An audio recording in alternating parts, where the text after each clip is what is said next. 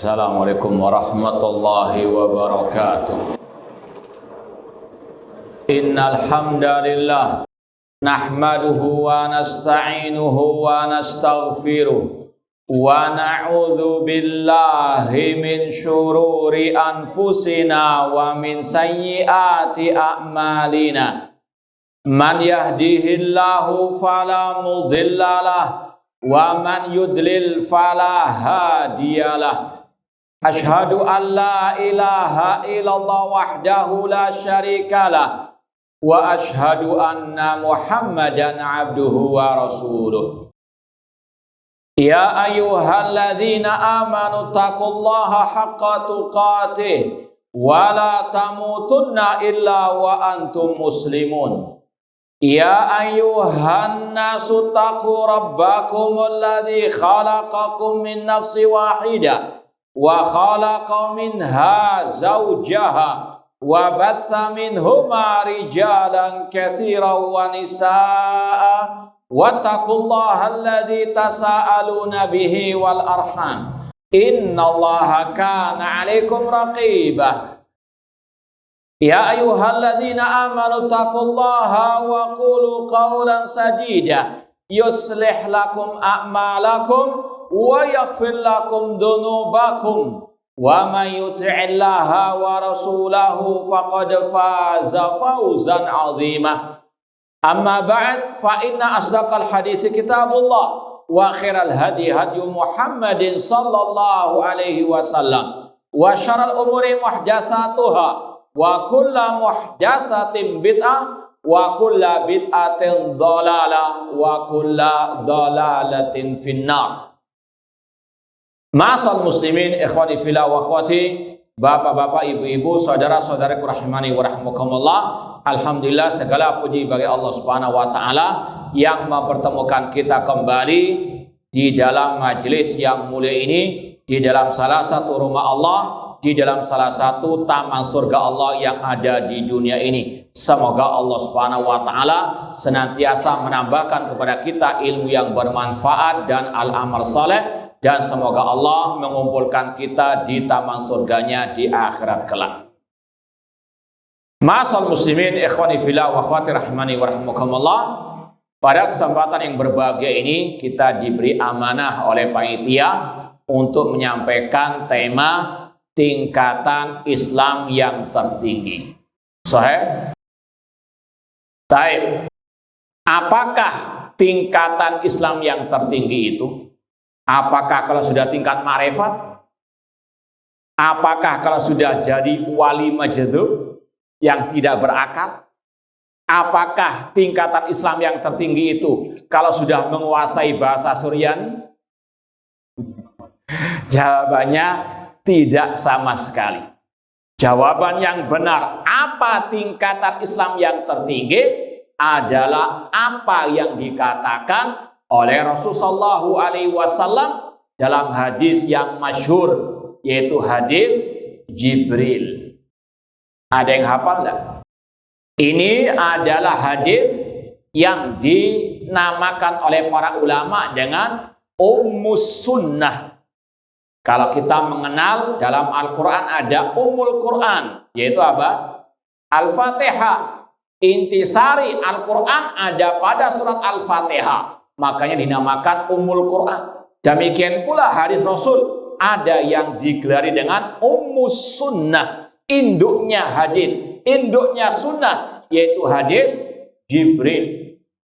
Yang tadi sudah disampaikan, kata Umar bin Khattab, innama nahnu julusun inda Rasulullah sallam ittala alaina rajulun syadidu bayadi thiyab syadidu sawadi syar. Ketika kami duduk bersama Rasul, tiba-tiba datang seseorang yang putih bajunya, hitam rambutnya, la yura alai athar safar, tidak diketahui bekas-bekas dia safar atau sebagai seorang musafir. Kemudian jalan Sayyidina Rasulullah sallam, duduk di samping Rasulullah sallam, fa'asnada rukbatai ila rukbatai wa wadha kafai ala fakhidai. Kemudian menyandarkan lututnya kepada Rasul dan meletakkan kedua tangannya di atas paha Rasulullah sallallahu alaihi wasallam. Seraya bertanya, akhbirni anil Islam. beritahukanlah kepadaku wahai Rasul tentang apa itu Islam. Maka Rasul menjawab dengan 5 rukun Islam. Anta syahada alla ilaha illallah wa anna Muhammad Rasulullah wa tuqimas shalah wa tu'tiya zakata wa tasuma Ramadan wa tahujjal baita in istata'ta ila dzalika sabila. Kemudian orang itu bertanya lagi, fa akhbirni anil iman. Beritahukanlah kepadaku tentang apa itu al-iman.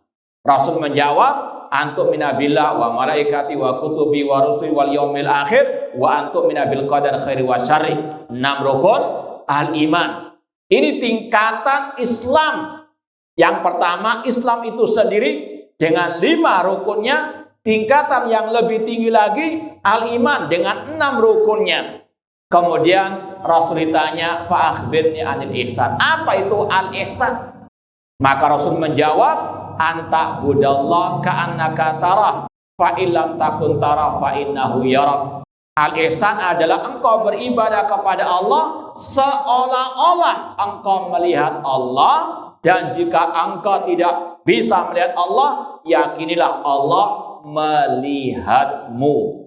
Inilah kata para ulama, tingkatan-tingkatan dalam agama Islam sesuai dengan apa yang dikatakan oleh Rasulullah SAW. Maka tinggalkan semua bentuk-bentuk pembagian tingkatan Islam yang dikarang-karang oleh manusia. Seperti tadi syariat, hakikat, tarekat atau makrifat dan seterusnya. Kalau sudah tingkat makrifat tidak ada lagi kewajiban sholat, zakat dan sebagainya. Na'udzubillahi min dzalik.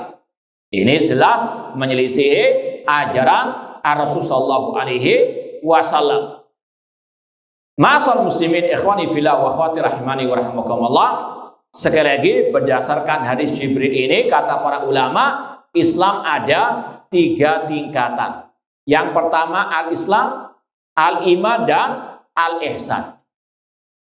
Sebagian ulama menggambarkan 3 tingkatan ini seperti 3 lingkaran. Lingkaran besar itulah Islam. Kemudian masuk ke dalam lingkaran yang besar itu lingkaran agak kecil, yaitu al-iman. Maknanya apa? Setiap mukmin dia muslim. Namun nggak setiap muslim dia mukmin.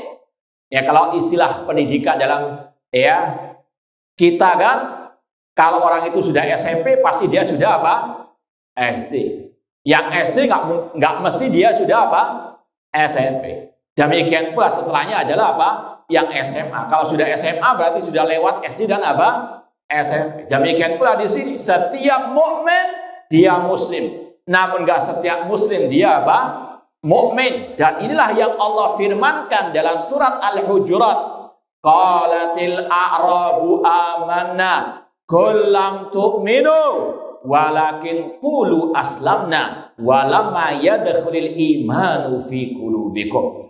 Orang-orang Arab Badui mengatakan kami telah beriman.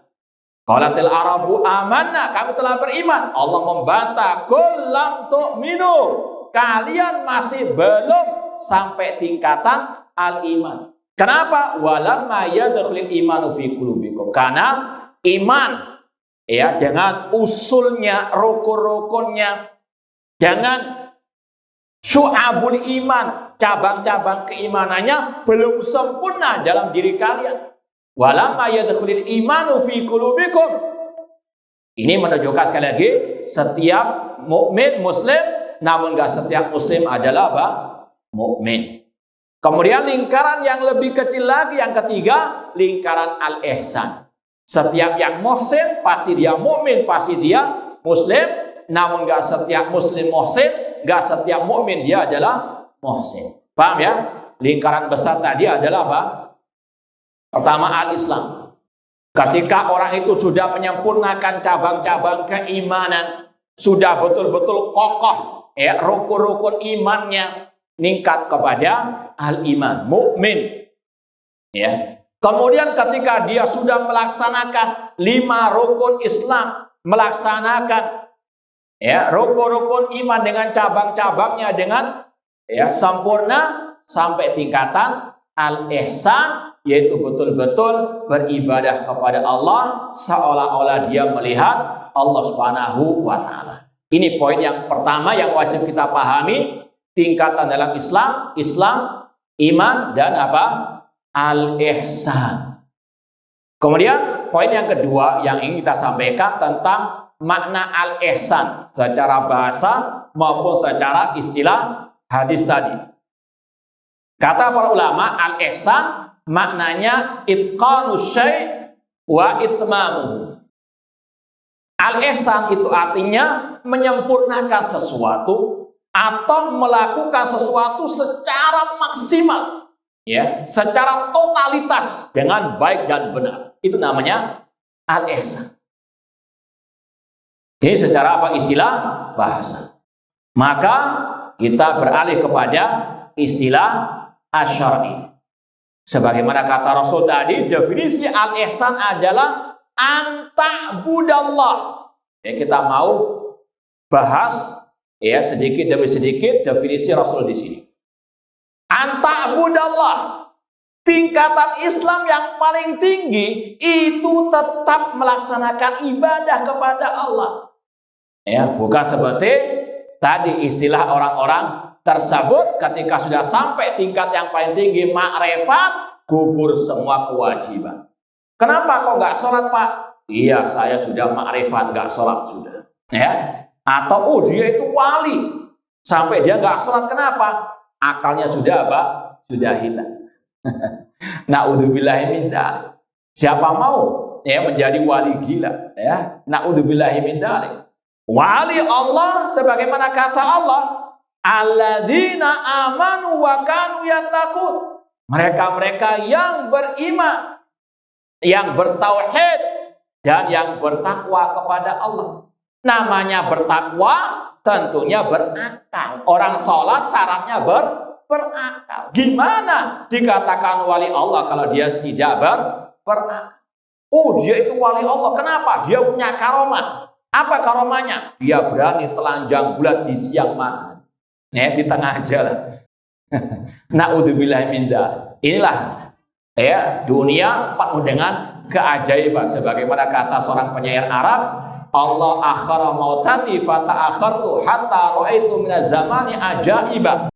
Allah mengakhirkan, memberikan aku panjang umur ya sehingga aku diberi usia yang panjang dan aku melihat di zaman ini penuh dengan ajaib keajaiban. Itu tadi diantaranya yang bahasa Suryani, yang telepon Allah Subhanahu wa taala. Apalagi di negeri kita ini bukan saja subur tanamannya, subur ya tanahnya, subur juga orang-orang yang aneh binjelannya tersebut. Nasallahu taala as-salamata wal afiyah. Makanya kewajiban kita tetap istiqomah, belajar terutama akidah Ahlus Sunnah, belajar akidah salaf dan mohon kepada Allah, ya muqallibal qulub tsabbit qalbi ala dini. Ikhwani fillah wa akhwati rahimani wa rahimakumullah. Rasul SAW mendefinisikan al-ihsan sebagai tingkatan tertinggi dalam Islam, tetap orangnya beribadah kepada Allah. Anta'budallah. Ya. Dan sebetulnya kata para ulama, al-ihsan ini bukan sesuatu yang baru ya dari yang pertama dan yang kedua dari tingkatan Islam. Namun sebagaimana istilah bahasa tadi, namanya al-ihsan itu menyempurnakan apa yang sudah dilakukan. Seperti tadi, rukun Islam yang 5, ketika orang itu sampai puncak tadi al-ihsan, dia melaksanakan rukun Islam dengan apa? Baik dan benar, dengan maksimal. Itu namanya al-ihsan. Apa yang dimaksud dengan maksimal di sini? Mari kita ikuti penjelasan para ulama. Yang pertama berkaitan dengan apa definisi ibadah. Kata Syekhul Islam Ibnu Taimiyah rahimahullah, al-ibadah ismun jami'un li kulli ma yuhibbuhullah wa yarda milal aqwali wal af'al adh-dhahira wal batin. Ibadah adalah sebuah nama yang mencakup semua yang dicintai dan diridhoi oleh Allah, baik berupa ucapan, baik berupa amal perbuatan yang zahir maupun yang batin. Itu definisi ibadah yang sangat komplit yang disampaikan oleh Syekhul Islam Ibnu Taimiyah rahimahullah dalam kitab beliau Al-Ubudiyah. Kita lihat definisi beliau yang pertama, ibadah itu mencakup segala hal yang dicintai dan diridhai oleh Allah. Poin pentingnya di sini, kita nggak akan mungkin tahu apa yang Allah cintai, apa yang Allah ridhoi, kecuali dengan apa? Ad-dalil dari wahyu Allah, Al-Quran dan Sunnah Rasulullah SAW.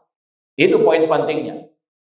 Maka kita tidak mungkin bisa beribadah yang benar, yang maksimal, kecuali dengan dalil, dengan tuntunan dari Allah dan Rasulullah SAW. Kemudian ibadah itu luas, mencakup ucapan dan perbuatan yang lahir maupun yang batin. Maka ibadah ada 3 macam. Ibadah hati. Apa ibadah hati? Contohnya al-khauf, rasa takut kepada Allah. Ar-rahbah warahbah, rasa berharap kepada Allah. Cinta dan benci karena Allah, itu ibadah. Kita mencintai para sahabat Rasul, kita mencintai ahli sunnah, ulama ahli sunnah, itu ibadah. Jadi jangan disempitkan ibadah itu hanya ritual, ibadah anggota badan. Akidah yang menempel dalam diri kita, dalam hati kita, itu ibadah. Ya, sekali lagi, banyak orang yang mungkin menyempitkan ibadah hanya yang dohir saja, yang nampak saja, ucapan ataupun dari anggota perbuatan tubuhnya. Namun kata Syekhul Islam tidak, ibadah luas. Ya, sebagaimana tadi yang dicintai dan diridhoi oleh Allah. Dari mana kita tahu takut kepada Allah itu ibadah? Karena Allah yang mencintai dan memerintahkan. Fala takhafuhum wa khafuni. Jangan kalian takut kepada mereka, namun takutlah kepada. Ini perintah Allah. Allah meridhoi. Allah mengatakan wa ila rabbika farghab. Kepada Rabbullah hendaklah engkau berharap. Rasa harap ibadah kepada Allah dapat pahala. Kita mencintai para sahabat Rasul itu ibadah. Kata Rasul, ayatul iman hubbul ansor. Tanda keimanan mencintai kaum al-ansor, para sahabat Rasul. Awsaqural iman al-hubbu fillah wal bughdu fillah. Sekuat-kuat tali keimanan, cinta dan benci karena Allah. Kita membenci ahli syirik, kita membenci ahli bidah, kita membenci ahli maksiat, itu ibadah kepada Allah. Makanya Allah Subhanahu wa taala ini mumpung masih ada kaitan dengan Idul Adha yang sering diceritakan kisah Nabi Ibrahim alaihissalam, ya. Namun sangat disayangkan banyak khutbah, banyak dai ketika khutbah Idul Adha menyampaikan kisah Nabi Ibrahim, cuma nggak disampaikan kisah yang paling inti dari cerita kisah dakwah Nabi Ibrahim, yaitu dakwah tauhid, melarang dari kesyirikan serta al-bara' dari kesyirikan. Seperti yang Allah firmankan dalam surat Al-Mumtahanah ayat yang keempat, qad kanat lakum uswatun hasanatun fi Ibrahim walladzina ma'ah id qalu liqaumihim inna bura'a'u minkum wa mimma ta'buduna min dunillah kafarna bikum wa bada bainana wa bainakumul adawatu wal baghdau abadan hatta tu'minu billahi wahdah. Sungguh telah ada suri toladan pada diri Ibrahim dan nabi-nabi yang bersama beliau. Ketika mereka mengatakan inna bura'a'u minkum, kami berlepas diri dari kalian wahai kaum musyrikin. Kafarna bikum, kami mengingkari kalian. Wa bada bainana wa bainakumul adawatu wal baghdha, dan nampak permusuhan antara kami dan kalian sampai kalian beriman kepada Allah Subhanahu wa taala. Ini al-wala wal bara, cinta dan benci yang ada dalam hati, itu salah satu bentuk ibadah kepada Allah. Anta budallah, ibadah qalbiyah. Rasa tawakal kepada Allah itu ibadah. Kenapa? Karena Allah yang memerintahkan. Wa tawakkal 'alal hayyil ladzi la yamut. Bertawakallah kepada zat yang maha hidup, yang tidak akan pernah mati. Demikian pula ya, rasa tadi ar-rahbah war-rahbah, berharap dan takut, ar-raja wal khauf.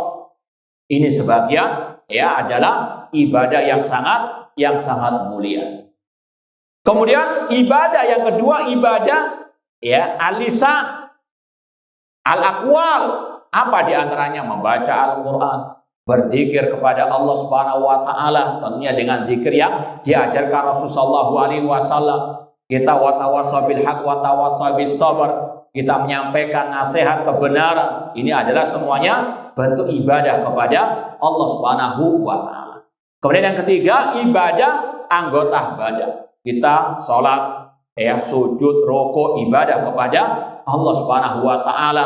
Demikian pula orang yang melaksanakan ibadah haji, melempar jumrah, tawaf di Ka'bah, sa'i Safa Marwah. Ya, semoga Allah Subhanahu wa taala memberikan kepada saudara-saudara kita yang sedang berhaji haji yang mabrur, dan semoga Allah mengembalikan mereka ke rumah mereka dalam keadaan sehat wa selamat. Ma'asal muslimin ikhwani fillah wa akhwati rahimani wa rahmakumullah. Ini definisi ibadah, anta'budallah. Al-ihsan itu melaksanakan ibadah dengan berbagai macam tadi bentuk-bentuknya, baik ibadah hati, ibadah lisan, atau ibadah anggota badan, baik yang hukumnya wajib maupun yang mustahab. Kemudian dari definisi tadi, anta'budallah, kalau mau maksimal kata para ulama, tentunya harus sesuai dengan, harus terpenuhi dua syaratnya, al-ikhlas dan apa? Al-ittiba. Itu derajat al-ihsan. Nggak mungkin orang meraih derajat ihsan tanpa al-ikhlas dan ittiba dalam beribadah. Makanya Allah Subhanahu wa taala mengatakan, waman ahsanu al-ihsan, waman ahsanu dinan mimman aslama wajhahu lillah wa huwa muhsin. Ini muhsin. Kata Allah, siapakah yang lebih baik agamanya daripada orang-orang yang aslama wajhahu lillah, yang menyerahkan wajahnya untuk Allah, yang menyerahkan ibadahnya hanya untuk Allah. Wa huwa muhsin.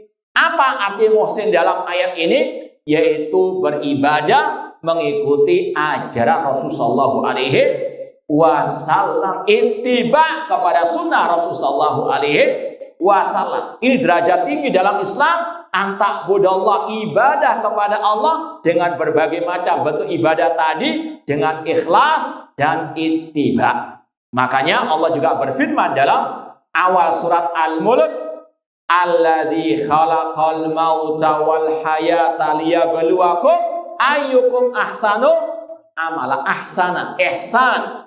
Orang nggak akan mungkin sampai derajat ihsan sampai tadi ahsanu amala, siapa yang paling baik amalnya.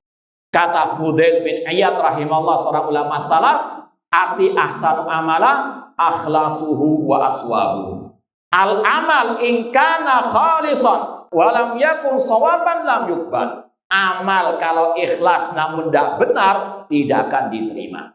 Idza kana sawaban lam yakun khalisan lam yuqbal. Demikian pula jika amal itu benar enggak ikhlas, enggak akan diterima. Hatta yakuna khalisan sawaban, sampai amal itu ikhlas dan benar. Khalisan lillah, ikhlas karena Allah, tidak ada riya, tidak ada sum'ah, apalagi syirik, naudzubillah min dzalik. Itu sudah jauh dari derajat al-ihsan. Kemudian kata beliau harus juga apa? Ittiba, mengikuti ajaran Rasul sawaban in kana ala sunnati Rasul sallallahu alaihi wasallam. Kemudian al-ihsan, anta'budallah, engkau beribadah kepada Allah. Tidak mungkin sampai derajat ihsan sampai terpenuhi dua rukun ibadah. Apa itu? Ar-raja wal khauf.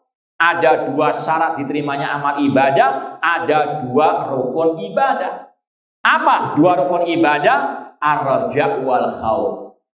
Allah Subhanahu wa taala ketika memuji hamba-hambanya yang beriman bertakwa ketika ibadah, Allah mengatakan tatajafa junubuhum anil madaji yad'una rabbahum khaufan wa tama'a. Lambung-lambung orang beriman jauh dari tempat tidur mereka di kala malam hari. Mereka berdoa kepada Rabb mereka khaufan, dengan didasari rasa harap dan rasa takut. Demikian pula dalam surat Az-Zumar, Allah mengatakan amman huwa qanitun ana al-laili sajidan wa qa'imah yahdzarul akhirah wa yarju rahmata rabbih. Apakah sama orang yang berdiri di kala malam hari, rukuk sujud karena Allah Subhanahu wa taala, yahdzarul akhirah, dia takut negeri akhirat, dan mengharap rahmat dari Allah. Ini dua rukun ibadah. Ketika orang itu beribadah harus ada rasa ar-raja, mengharap pahala dari Allah Subhanahu wa taala. Dan juga harus ada rasa khawatir tidak diterima ibadahnya. Ya. Jangan sampai ada al-ujub. Ya, saya kan salafi, saya kan ahlu sunnah, saya kan sudah puluhan tahun ngaji sunnah, amal saya pasti diterima. Siapa yang menjamin? Ya. Makanya Rasul SAW mengajarkan kita zikir yang pertama selesai salat apa? Istighfar 3 kali. Sebagaimana dalam hadis riwayat Muslim, kata Thauban radhiyallahu anhu, kana Rasul SAW idza insarafa min salati istaghfara thalathan. Dahulu Rasul selesai salat istighfar 3 kali. Apa hikmah istighfar selesai salat? Padahal istighfar itu secara umum setelah orang itu berbuat apa? Dosa maksiat. Sebagaimana firman Allah, walladzina idza fa'alu fahishatan aw dzalamu anfusahum dzakarallahu wastaghfaru lidzunubihim. Dan orang-orang yang ketika mereka berbuat kekejian, mendolimi diri mereka langsung ingat kepada Allah dan mereka beristighfar. Namun ini selesai salat kok istighfar. Apa hikmahnya? Kata pak ulama, untuk memerangi perasaan ujub. Jangan sampai selesai salat kayaknya sudah memegang kunci surga. Ya, kayaknya sudah apa? Pasti diterima salatnya. Enggak. Ya, istighfar karena apa? Barangkali masih banyak kekurangan dalam ibadah kita, baik dari keikhlasannya maupun ittiba. Kalaupun sudah ikhlas 1000% misalnya, ikhlas sudah, namun ittibanya bagaimana? Dan kita sering ngetes lah. Secara ikhlas ya sudahlah, kita nggak tahu hati antum.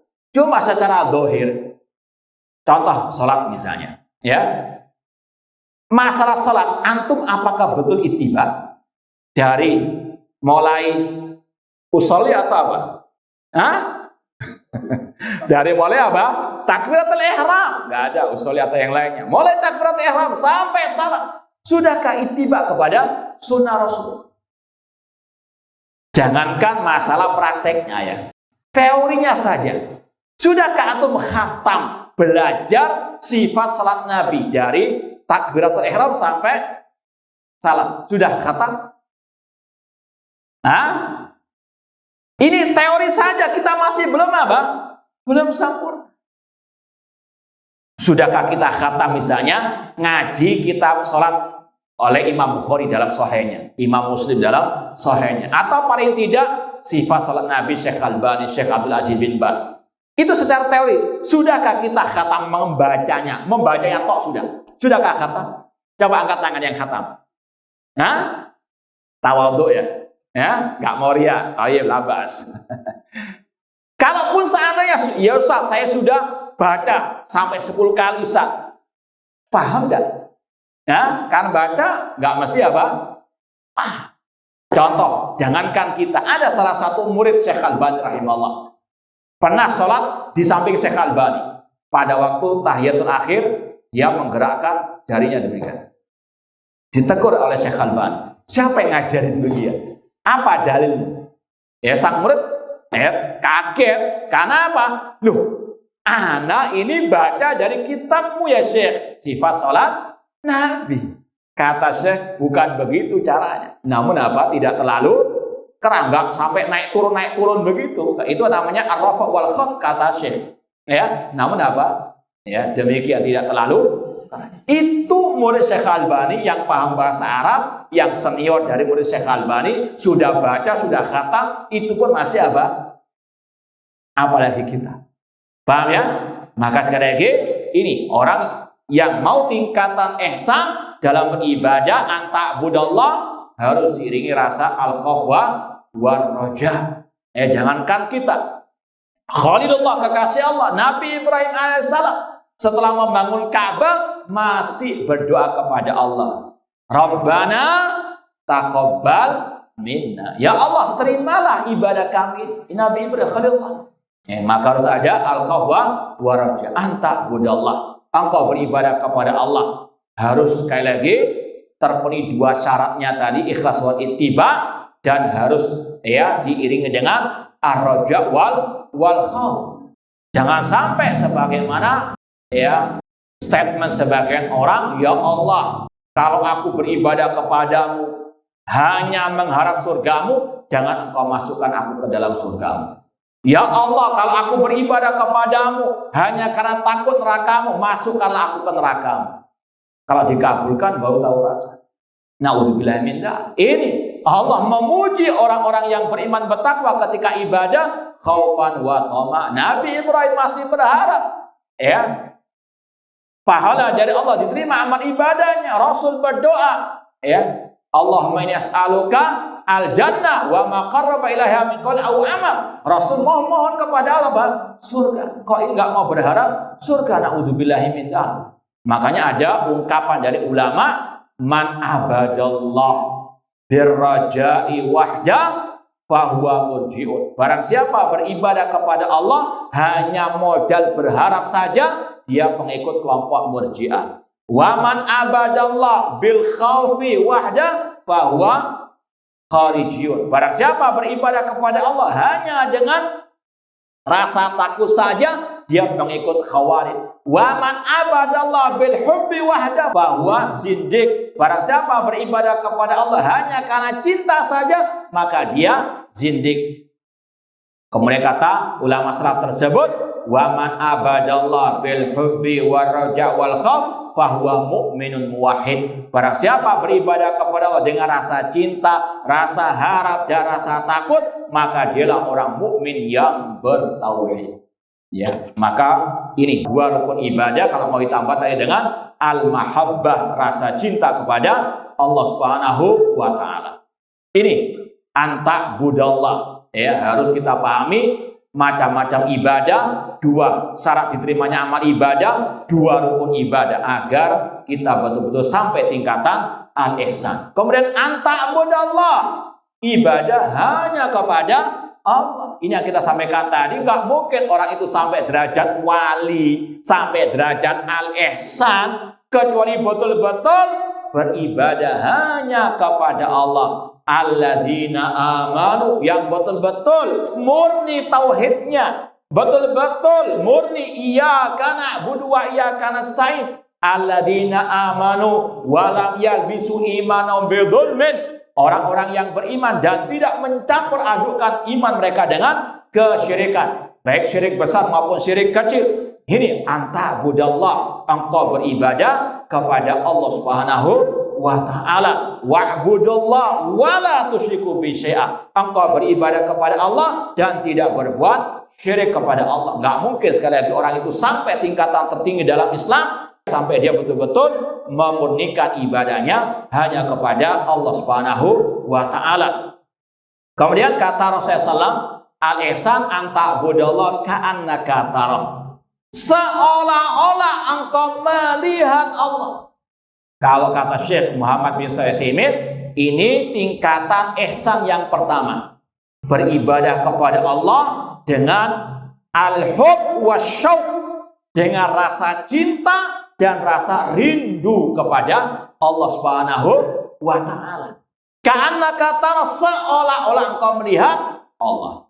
Pertanyaannya, apakah bisa orang melihat Allah di dunia ini? Nah, bisa tidak? Mustahil. Ya, apa dalilnya? Karena di luar sana banyak yang mengaku-ngaku bisa melihat Allah. Ya, bahkan saya masih ingat waktu SMA dulu, ada seorang guru masuk kelas nggak ada angin, nggak ada hujan, padahal dia ngajar pelajaran umum, tapi dia ikut ajaran sesat. Ya, dia bercerita, saya tadi malam ya kumpul dengan guru saya di sebuah ruangan yang gelap, tiba-tiba ya langit itu terbuka satu persatu sampai kepada Allah, ilmu kasyf, penyingkapan. Ini orang yang waras atau tidak? Na'udzubillah min dzalik. Jangankan orang biasa, Nabi yang paling mulia, Nabi kita Muhammad SAW, ketika ditanya oleh Abu Dzar, hal ra'aita rabbak, wahai Nabi, apakah engkau melihat Rabbmu ketika Mi'raj? Kata Rasul, nurun anna arab. Ada cahaya yang menghalangiku untuk melihatnya. Kalimullah yang pernah diajak bicara oleh Allah di Bukit Tur, yaitu siapa? Nabi Musa. Ketika beliau memohon kepada Allah, Rabbi arini andur ilaik. Wahai Rabbku, perlihatkanlah dirimu, aku ingin melihat kepadamu. Apa kata Allah? Lantarani, engkau wahai Musa tidak akan mungkin bisa melihatku, yaitu di dunia ini.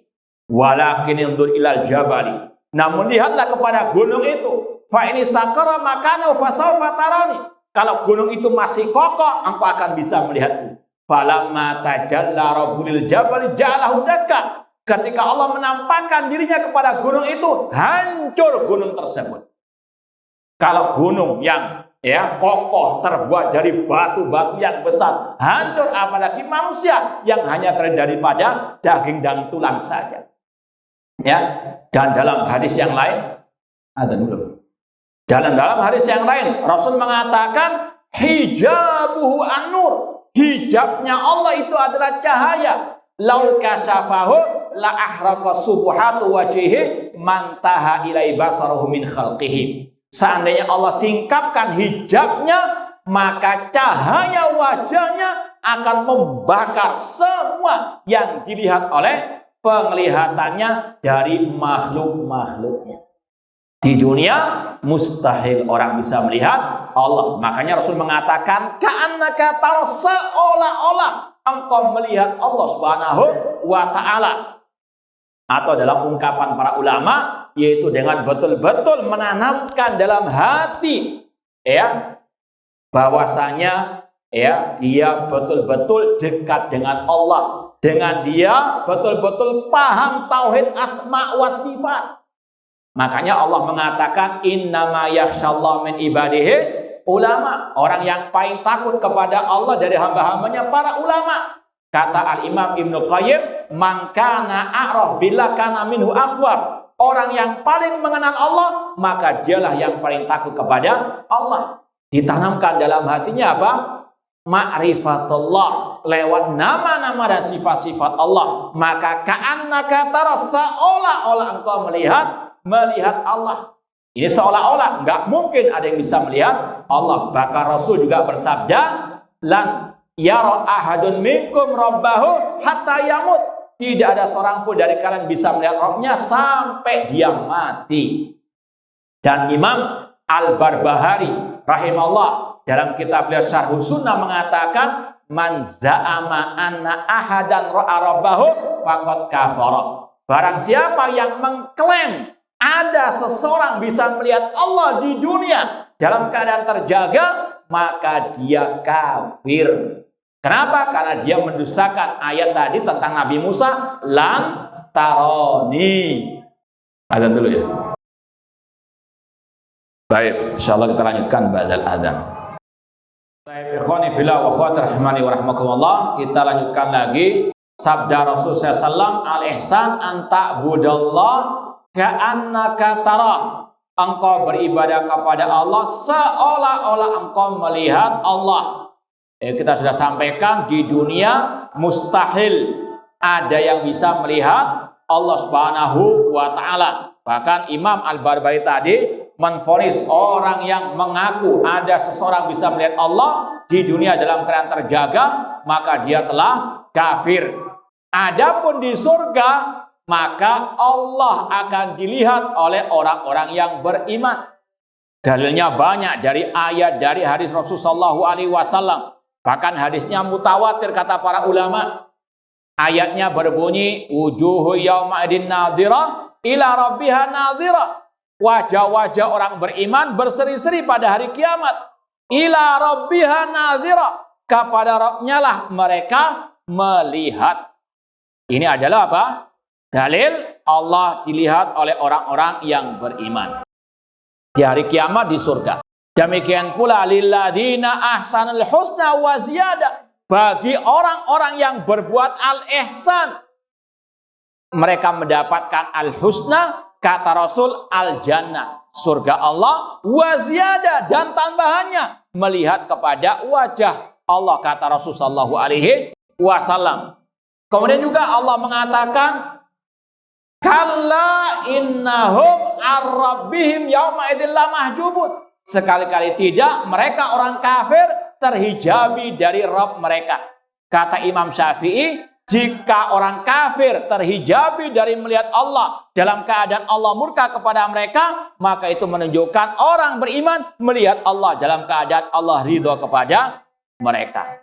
Rasul mengatakan dalam hadis mutawatir, di antaranya dalam Sahih Bukhari Kitabut Tauhid, Rasul mengatakan, innakum satarawna rabbakum kama tarawnal qamara lailatal badri la tudhamuna fi ru'yati. Sesungguhnya kalian, wahai orang-orang beriman, akan melihat Rabb kalian pada hari kiamat, yaitu di surga. Dalam riwayat, bi absarikum, dengan mata kepala kalian, sebagaimana kalian melihat rembulan di kala purnama. Kalian tidak akan berdesak-desakan. Ini bukan, kata para ulama, bukan menyerupakan Allah dengan rembulan, tidak. Namun tasbih ru'ya birru'ya, menyerupakan cara melihat Allah, yaitu bahwasanya meskipun banyak orang sedunia melihat bulan, apakah mereka berdesak-desakan? Tidak. Sama demikian di surga, nggak akan ada desak-desakan melihat Allah Subhanahu wa Ta'ala. Dan wajib diyakini, melihat Allah di surga adalah nikmat yang paling berharga, yang paling agung di surga.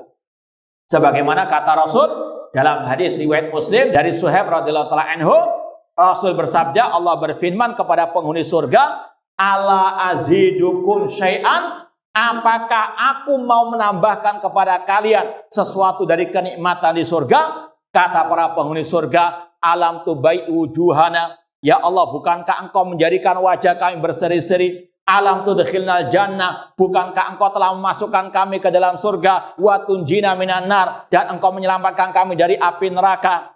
Maka kata Rasul, fayakshiful hijab, Allah menyingkapkan hijabnya, fama utu syai'an a'zama min an yanduru ila wajhi rabbihim.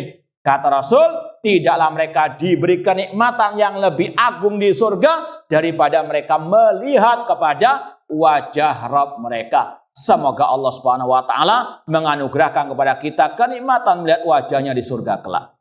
Inilah ibadahnya al-muhsin, orang yang ihsan tadi. Seolah-olah dia melihat Allah. Kenapa? Didorong oleh rasa cinta, rasa rindu kepada Allah Subhanahu wa Ta'ala. Seolah-olah dia melihat Allah karena dia sangat mengenal Allah lewat nama-nama dan sifat-sifat Allah.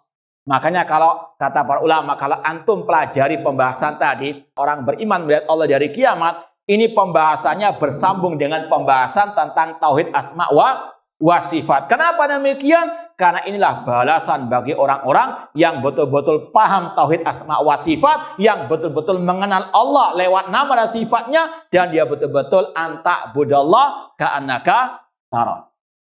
Ini tingkatan pertama, ka'annaka tara, seolah-olah engkau melihat Allah. Kemudian kata Rasul, fa'ilam takun tara, kalau engkau tidak bisa melihat Allah dan nggak akan mungkin bisa melihat Allah di dunia ini, maka pindah kepada tingkatan yang kedua. Kata Syekh Muhammad bin Utsaimin, maksudnya kalau Anda itu belum sampai tingkatan beribadah dengan rasa rindu, dengan rasa betul-betul cinta kepada Allah, pindah kepada tingkatan yang kedua, yaitu anta budallah ka'annaka tara fa ilam takun tara fa innahu yarak, beribadah kepada Allah bil khaufi wal harab, yaitu fafirru ilallah, berlarilah kepada Allah Subhanahu wa Ta'ala, yaitu dengan merasa takut akan azab Allah Subhanahu wa Ta'ala. Ini tingkatan yang kedua dari al-ihsan, yang paling utama, yang istilahnya VVIP tadi, seolah-olah melihat Allah. Ya, namun kalau nggak bisa menghadirkan seperti itu keagungan Allah dalam hatinya, maka apa? Tingkatan yang kedua, pastikan Allah melihatmu, yaitu beribadah dengan diawasi oleh Allah Subhanahu wa Ta'ala. Ya, kita saja kadang ada rasa riya, ada orang pejabat misalnya atau orang apalah yang kita hormati, yang kita cintai, kalau melihat ibadah kita, kita sholat misalnya, kita apa? Khusyuk-khusyukkan kita. Ya, ini seorang yang muhsin lebih dari itu semuanya. Ketika dia meyakini Allah melihat sholatnya misalnya, maka dia sholat dengan ikhlas, tidak ada riya, karena Allah melihatnya, Allah mengawasinya. Dia betul-betul ittiba kepada sunnah Rasul. Dia betul-betul ibadah dengan benar. Ya, ini adalah tingkatan al-ihsan. Anta budallah ka'annaka tara fa ilam takun tara fa inna yarak. Engkau beribadah kepada Allah dan dalam hatimu meyakini Allah mengawasimu. Alam ta'lam annallaha yara. Ya, tidakkah engkau tahu bahwasanya Allah melihat? Ittaqillah haitsu ma kunta. Bertakwalah kepada Allah di mana saja engkau berada, yaitu dengan menghadirkan hati. Allah mengawasi, melihat kita, sehingga ketika kita ibadah itu dengan khusyuk, dengan ya, betul-betul rasa cinta, rasa dzul, ya, dan ibadah tadi luas. Contohnya dalam kita thalabul ilmi. Ketika kita menghadirkan ibadah ini, kita belajar itu ibadah. Maka ketika kita sampai derajat ihsan, belajarnya itu lillahi ta'ala. Bukan sekedar iseng saja, enggak, daripada nganggur di rumah. Misalnya, betul-betul menghadirkan niat ikhlas, belajar lillahi ta'ala. Kemudian betul-betul khusyuk ketika mendengarkan. Ya, bukan sekedar ya, ngantuk-ngantuan, bukan. Namun betul-betul jiwai ibadah tersebut. Entah itu ibadah sholat, puasa, zakat, haji. Demikian pula thalabul ilmi dan seterusnya. Ya, betul-betul ikhlas dan menghadirkan hati bahwasanya Allah mengawasi, Allah melihatnya. Semoga apa yang kita sampaikan bermanfaat dan semoga Allah Subhanahu wa taala mengantarkan kita kepada derajat al-ihsan dan semoga Allah memberikan kepada kita keistiqomahan di atas tauhid dan sunnah Rasulullah SAW sampai akhir hayat kita nanti. Cukup atau ada soal jawab? Cukup ya? Kalau nggak ada jangan dipaksa. Saya tafadhal. Assalamualaikum warahmatullahi apa sebab-sebab sehingga seseorang itu menganggap orang yang akalnya hilang itu mereka anggap sebagai wali Allah, sedangkan tadi penjabaran yang sangat lengkap sekali wali Allah itu yang sudah sampai tingkat ihsan dengan tarif yang lebih luas. Tapi di kenyataan yang kita lihat juga sebagian kaum muslimin itu orang yang tidak pakaian, tidak baju, sampai mereka anggap sebagai wali Allah. Apa penyebab? Iya, penyebab utamanya sebagaimana kata Imam Ibnu Abil Is Al-Hanafi, ini berkaitan dengan semua sebab kesesatan yang ada di tengah-tengah kaum muslimin. Sebab utamanya ada dua. Kata Imam Ibnu Abil Is Al-Hanafi dalam Syarah Aqidah Tahawiyah, kata beliau, bal su'ul fahmi anillahi wa rasulihi man sya'u kulli bid'atin wa dhalalatin fi hadil ummah. Sesungguhnya kesalahpahaman, kegagalan paham, salah mentafsirkan firman Allah, salah mentafsirkan hadis Rasul, itu sebab utama adanya kesesatan dan kebid'ahan di tengah umat. Kemudian beliau juga menambahkan, apalagi ditambah dengan su'ul qasdi, ditambah lagi kejelekan niat, ya. Maka ada dua, salah paham dan salah niat. Kadang orang itu paham kebenaran, tapi dia menjual kebenaran tersebut dengan dirham wa dinar wa dolarot ataupun dengan rupiah dan sebagainya. Sebagaimana ahli kitab, ya, inna katsiran min ahli kitab la yaquluna awalan nasi bil batil. Sesungguhnya ahli kitab memakan harta manusia dengan cara yang batil. Sebagaimana kata Rasul juga, badilu bil a'mali fitanan kaqitalil mudlim. Dalam Sahih Muslim, Rasul mengatakan, bersegeralah kalian beramal yang baik karena akan muncul fitnah di akhir zaman seperti potongan malam yang gelap gulita. Yusbihur rajul mu'minan wa yumsi kafiran. Pagi harinya masih mukmin, sore harinya sudah kafir. Wa yumsi mu'minan wa yusbih kafiran. Sore harinya masih mukmin, pagi harinya sudah kafir. Apa sebabnya? Ya bi'udinahu bi'aradin minad dunya. Dia menjual agamanya untuk mendapatkan bagian dari urusan dunia. Lulusan Timur Tengah, Arab Saudi, diajari tauhid dari awal dia belajar, keluar jadi dai syirik misalnya. Kenapa? ikut apa? Arus masyarakat. Kalau enggak ikut arus masyarakat, enggak laku misalnya. Kalau dia mengatakan ini syirik, ini bid'ah, maka dia apa? Gugur kedudukannya sebagai tokoh masyarakat. Maka dia pertahankan kedudukannya meskipun dengan menjual apa? Akidah dan agama. Ini sebab utama kesesatan. Su'ul qasdi, salah niat. Niatnya untuk apa? Fulus. Kalau ada istilah orang kita, bil fulus kullu syai' manfus katanya. Naudzubillahi min dzalik. Ini kata Rasul, yabi'u dinahu bi 'aradin dunya. Dia menjual agamanya untuk mendapatkan bagian dari urusan dunia. Dan yang kedua, apa sebab kesesatan itu? Yaitu su'ul fahmi, gagal paham, salah paham. Di antaranya tadi, orang gila kok dikatakan apa? Wali. Ana pernah mendengar sendiri sebagian dai yang sesat menyesatkan mengatakan ayatnya itu sebetulnya berbunyi surat Yunus kalau nggak salah 62 sampai 63. Ala inna auliya Allah la khaufun alaihim wa lahum yahzanun. Ketahuilah sesungguhnya wali-wali Allah itu tidak ada rasa takut, tidak pula apa? Bersedih hati. Ayat selanjutnya ini yang menjadi apa? Definisi wali Allah dalam penjelasan dari Allah Subhanahu wa taala itu sendiri. Namun mereka potong. Kata mereka wali itu cirinya nggak punya rasa takut, nggak bersedih hati.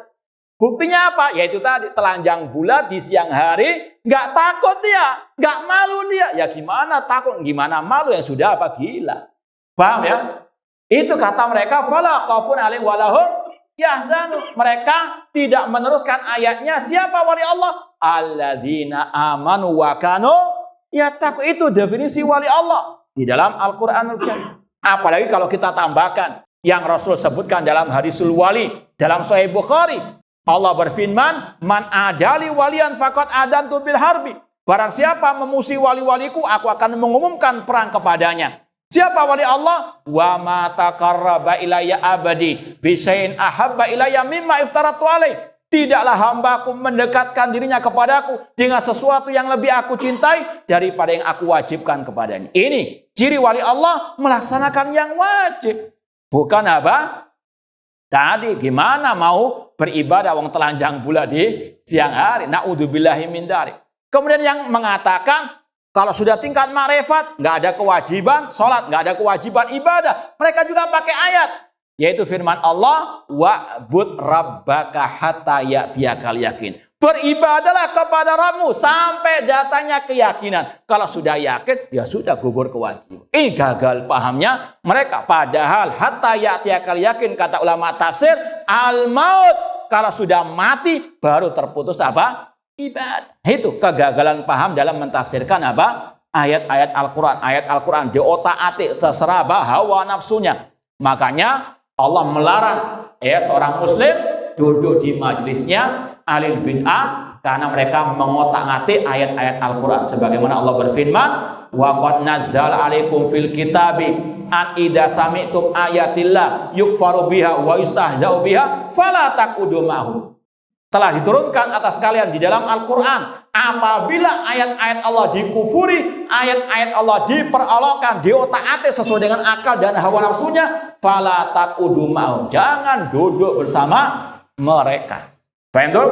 Wallahu ta'ala alam. Ada yang lain? Nah, tafadhol. Assalamualaikum Ustaz. Assalamualaikum warahmatullahi wabarakatuh. Allah itu sesuai dengan prasangka hambanya. Taib. Kata Rasul dalam hadits qudsi, ana inda husni dzanni abadi. Aku sesuai dengan prasangka baik hambaku. Ini terutama ditekankan ketika hamba itu dalam keadaan ditimpa musibah, sakit misalnya. Jangan suudzon kepada Allah. Masa saya ini sudah ngaji puluhan tahun, saya sudah sholat wajib, sholat sunnah, kok ditimpa musibah? Naudzubillah min dzalik. Namanya apa? Suudzon kepada Allah. Semakin kita diberi apa? Musibah dan bencana. Kalau ditimpa musibah, husnudzon kepada Allah. Ini karena dosa saya. Mungkin Allah ingin menghapuskan dosa saya lewat musibah ini. Husnudzon kepada Allah. Maka orang yang husnudzon kepada Allah, Allah akan berikan apa? Jalan keluar, berikan apa? Kelapangan. Itu maksud daripada ana indah husni dzanni abdi bi. Cuma jangan apa? Gagal paham juga. Jangan disalah tafsirkan. Wah udah nggak usah kita sholat, nggak usah kita melaksanakan ibadah, husnudzon saja kepada Allah. Allah Ghafur Rahim. Ini namanya murji'ah tadi. Yang penting apa? Hatinya baik, nggak sholat. Yang penting hatinya baik, nggak benar juga. Dengan dalil apa? Ya Allah sesuai dengan prasangka baik kita. Prasangka baik diiringi dengan takwa Allah, diiringi dengan juga ibadah kepada Allah Subhanahu wa Ta'ala. Wallahu a'lam. Gimana prasangka baik dalam hal doa tahun-tahun belum dikabulkan? Nah, yang pertama kata para ulama tadi harus muhasabatun nafsi. Bahwasanya kita dalam berdoa kok misalnya seperti tadi pertanyaannya kok belum dikabulkan sesuai permintaan kita apa? Muhasabatun nafsi. Barangkali banyak dosa-dosa kita yang menghalangi dikabulkannya apa? Sebagaimana kata Rasul, "Tsumma dzakara rajula as'asa aghbara yutilu safara yamuddu yadayhi ilas sama yaqulu ya Rabbi ya Rabbi." Kata Rasul, ada seseorang yang dia copang-camping badannya, berdebu, artinya dia orang yang betul-betul membutuhkan pertolongan Allah. Dia pun mengenengadakan kedua tangannya seraya mengatakan ya Rabbi Rabbi. Kata para ulama, orang ini sudah melaksanakan adab-adab doa. Mulai dari tadi khusyuk dengan lambang tadi simbol copang-camping dan dia sangat membutuhkan pertolongan Allah dan dia mengangkat kedua tangannya. Ini adab doa. Dan dia tawasul dengan ya Rabbi menyebut nama Allah ya Rabb. Namun ada penghalang tidak diterimanya doanya, yaitu apa? Wa mat'amu haramun, wa mashrabu haramun, wa malbasu haramun, wa ghudhiya bil haram fa anna yustajabu lah. Namun makanannya, minumannya, pakaiannya dan dia tumbuh dari yang haram, bagaimana akan diterima? Maka ini yang harus dimurajaah. Kalaupun tidak dikabulkan dalam artian yang diminta tadi, harus introspeksi. Barangkali ada yang kita makan dari yang haram dan sebagainya. Karena kita nggak bisa menjamin semuanya itu baik yang masuk ke dalam tubuh kita. Harus suudzon kepada diri kita, jangan suudzon kepada Allah. Husnudzon kepada Allah. Yang kedua kita wajib husnudzon kepada Allah, bahwasanya barangkali dengan tidak dikabulkannya doa anak ini, Allah menghendaki anak terus berdoa. Paham ya? Kalau langsung dikabulkan mungkin kita sombong. Misalnya ya Allah, berikan saya rumah yang mewah, mobil Ferrari, Lamborghini. Ketika dikasih barangkali kita berpaling dari Allah Subhanahu wa Ta'ala dengan kesombongan kita, dengan kita berfoya-foya dan sebagainya. Allah Maha tahu kebaikan untuk kita daripada diri kita. Husnudzon kepada Allah. Barangkali dengan kita belum dikabulkan permintaan kita, agar kita terus hati ini bergantung kepada Allah, ladang pahala. Paham ya? Kemudian juga yang ketiga, husnudzonnya sebagaimana kata Rasul, sebetulnya doa itu dikabulkan. Ud'uni astajib lakum. Cuma dikabulkannya doa itu kata Rasul ada 3 kategori. Ada yang diberi seperti yang dia minta, atau yang kedua dia diselamatkan dari musibah yang kenikmatannya sama dengan yang dia minta, atau yang ketiga pahalanya disimpan di akhirat. Wal akhiratu khairun wa abqa. Intinya jangan pernah putus asa, tetap doa meskipun belum dikabulkan, tetap berdoa karena sekali lagi hikmahnya sangat banyak. Minimal tadi ada ibadah qalbiyah, hati kita terus merengek-rengek kepada Allah Subhanahu wa Ta'ala. Ya ayuhan nasu antumul fuqara ilallah. Yang penting tadi jangan pernah suudzon kepada Allah Subhanahu wa Ta'ala.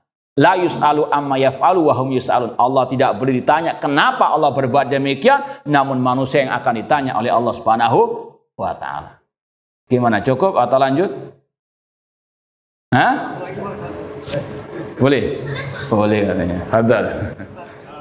Boleh nggak kita berdoa kepada Allah bahwa Allah akan memasukkan kita dalam surga?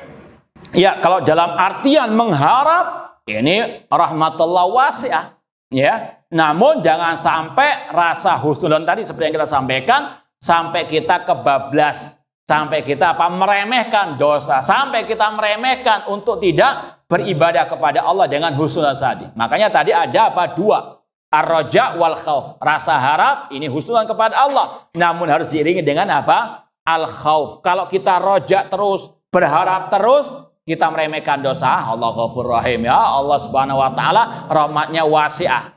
Ya benar, harus apa? Diiringi dengan al-khauf, rasa takut kepada Allah. Allah Ghafur Rahim, namun Allah juga syadidul iqab, maha keras azabnya. Semoga Allah menyelamatkan kita di dunia wal akhirah, dan semoga Allah merahmati kita dan masukkan kita ke dalam surganya kelak. Kurang lebihnya mohon maaf. Wa jazakumullahu khairan. Aqulu qouli hadza wa akhiru da'wana anil hamdulillahirabbil alamin. Wassalamualaikum warahmatullahi wabarakatuh.